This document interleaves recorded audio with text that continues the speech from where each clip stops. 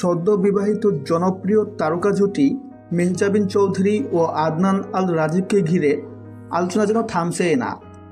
সম্প্রতি তাদের বিয়ের ছবি প্রকাশের পর থেকেই ভক্তদের নানা প্রতিক্রিয়া দেখা যাচ্ছে।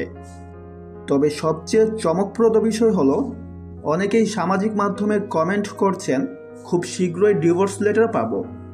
কেউ কেউ মজার ছলে বলছেন তারকাদের সংসার বেশি দিন টেকে না, আবার কেউ একেবারে ভবিষ্যৎ করেই ফেলেছেন যে তাদের সম্পর্ক টিকবে না।